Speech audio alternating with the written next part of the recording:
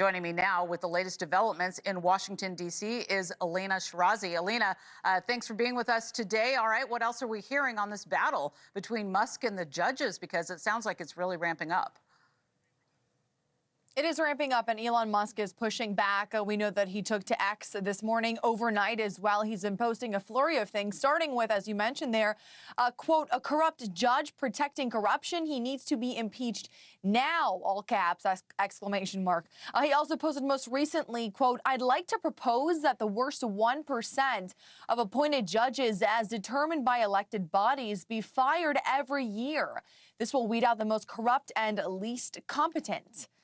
And he also, this, of course, in response to federal judges blocking both the president and his right-hand man, Elon Musk's attempts to cut spending with DOGE, accessing the Treasury Department's data, as you mentioned off the top there, Laura, and changing as well the landscape of the federal workforce. We know the biggest talker right now is the buyout program, which is essentially the president's plan to offer workers nearly 8 months of pay and benefits to leave their jobs. The White House telling NewsNation over 60,000 workers have signed up to leave their jobs while being paid until the end of September. And Musk says the reductions could result in $100 billion in savings. That's based off of what would be the average government salary of about 6 figures, Laura. But the press secretary, Caroline Leavitt, calling federal workers who work remotely lazy.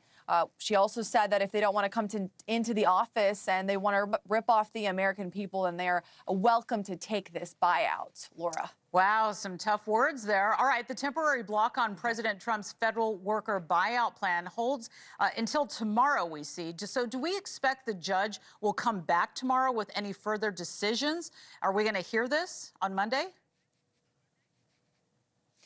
Right. We know that U.S. District Judge George O'Toole Jr., he did pause this plan that was actually going into effect until Monday afternoon.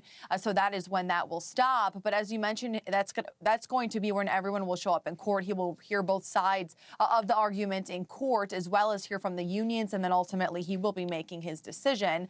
But here is what Donald Trump had to say on Friday about the money that is being spent on government programs. Here's the president himself. We're talking about trillions of dollars. It will be, in the end, trillions of dollars being absolutely wasted and perhaps illegally. I would say certainly in many cases illegally.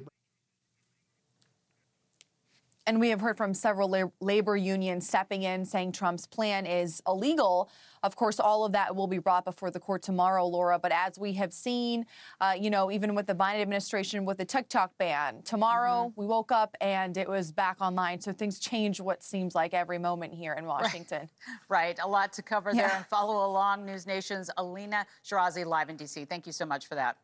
Thanks for watching. Go to joinnn.com to find News Nation on your screen. And don't forget to click the red subscribe button below to get more of News Nation's fact-driven, unbiased coverage.